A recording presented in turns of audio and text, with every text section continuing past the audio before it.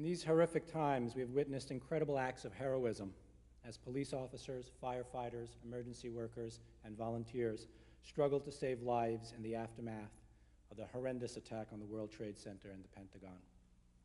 We are here today to pay tribute to heroes from another time, Peter Panto and the Italian-American and other longshoremen who struggled under harsh working conditions on the New York waterfront. This is an event I've been wanting to organize for well over a decade.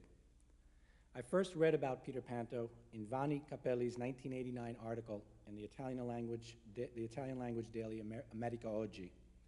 The article contained an interview with playwright Arthur Miller, who wrote about Peter Panto in his autobiography Time Bends, which I immediately purchased.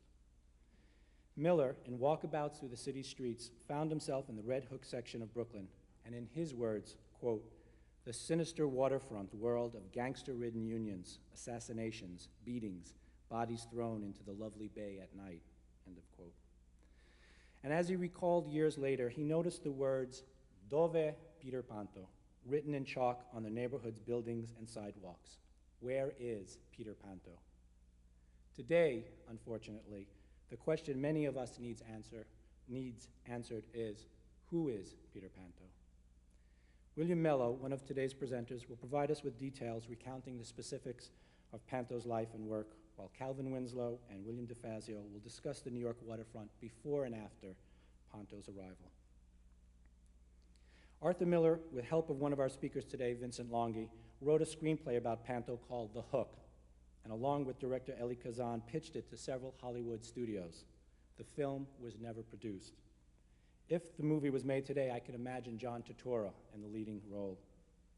Kazan went on to make the film on the waterfront, turning the lead character into a punch-drunk has-been, and Pete's story receded into our collective memory. In an effort to publicize this event, I walked the streets of Carroll Gardens, the redubbed Red Hook, recently, asking shopkeepers to hang our posters in their windows. Everyone I met said yes, but one elderly man wanted to know, "Why are you bringing this up after all these years?" And my answer was simple: to remember, lest we forget. It is the goal of this conference to fill in the blanks about Panto's life and activism, as well as the struggles of Italian-American laborers in the city. Our scholarly event is an act of reclamation, arresting memory loss and historical erasure that would deny us, as Italian-Americans, as New Yorkers, as sons and daughters of manual workers and political activists, an understanding of who we are and how we got here. This was a period of great strikes characterized by mass involvement and direct action. It was the period of Lawrence and Ludlow and McKee's Rocks and Patterson, and then of the enormous strikes of the year 1919. These strikes were often led by immigrants and were multinational in composition. Workers challenged managerial authority even when their demands were pure and simple, that is, related strictly to wages and working conditions. Such challenges quickly became all-or-nothing affairs. They frequently spilled out of workplaces and into working-class neighborhoods. They reflected the growth of class consciousness among American workers and the widespread development of a radical spirit. As a result, ethnic isolation was often broken down and new solidarities were established. Longshoremen were powerful workers. They could shut down harbors and tie up the world's commerce. They were not always victorious, however, and they rarely fought in circumstances which they chose. Sometimes even their own unions were beyond their control. This was the case in the International Longshoremen's Association, the ILA, the organization which came to dominate waterfront unionism on the eastern Gulf coasts. The New York Harbor included 700 miles of waterfront, and by the turn of the century, it was the world's largest and busiest port.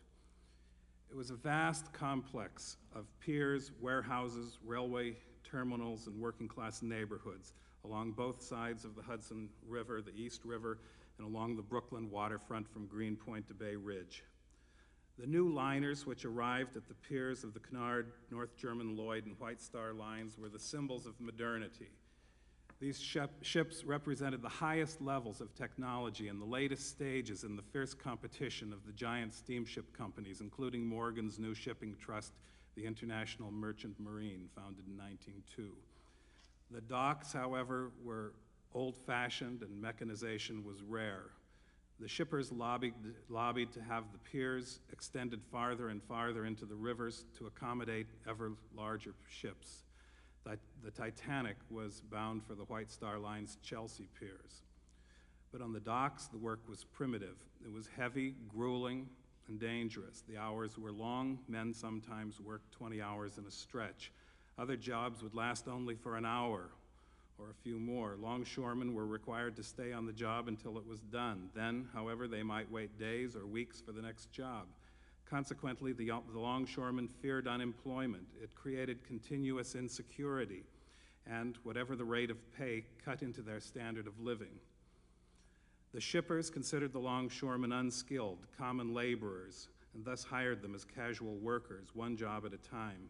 They contended that shipping timetables demanded rapid turnarounds, but that the seasons, the seas, and the tides made arrivals and departures unpredictable. Still, and a slogan from those days, the ship must sail on time. The shippers hired the longshoremen in early morning shape-ups, gatherings of longshoremen at the heads of piers. This is the description of a Brooklyn shape-up in the 1920s by an Italian longshoreman, Rosario Ferrantino. It was bad, very bad, he told a CUNY investigator, and this is from the CUNY oral history series. It was bad, very bad, recalled Ferrantino. Thousands of men would gather in Columbia Street and Red Hook, often overflowing up Carroll, President, and Union Streets. The police were always on hand to keep order. They harassed the men, according to Ferrantino. They beat them with sticks. The foremen arrived at 5 and 6 in the morning, looking for specialists and favored gangs. When the locations of work were discovered or announced, the longshoremen would stampede to those piers and shape again. The foreman might announce he needs 100 men, said Ferrantino. Down at the pier, there are 1,000. Charles Barnes, the foremost investigator of the industry, estimated in 1915 that there were 3 longshoremen for every job in the harbor. This did not count transient laborers and men from other trades. In such circumstances, longshoremen would fight for their survival. Ethnic rivalry intensified competition for work on the waterfront. The working-class neighborhoods which crowded waterfront piers and warehouses reflected not just the occupations of the workers, but the racial and ethnic segregation of American society. There were factors which united longshoremen. These included the poverty of the waterfront neighborhoods, the chronic unemployment, and the fear this produced. The conditions of production also determined the outlook of longshoremen, the grinding, dangerous work, the experience of casual labor, and the shape-up. In addition, the gangs shaped the longshoremen's identity. Longshoremen worked in gangs, often groups of a dozen or more, where relationships were intimate and intense. Cooperation was an absolute necessity. Life and death depended on it. All this produced a common identity and created a collective consciousness. Moreover, while racial and ethnic segregation was a fact, observers simultaneously noted the cosmopolitan character of the waterfront worker. According to Barnes, the work of the ordinary longshoreman took him to so many parts of the port that there was a continual interchange of individuals and nationalities in almost every locality. Class consciousness on the waterfront developed in these circumstances. It was almost always partial and inconsistent. There were times when the longshoreman's identity transcended craft and locality as well as race and ethnicity. The slogan of the 1907 strike was, "We are all longshoremen."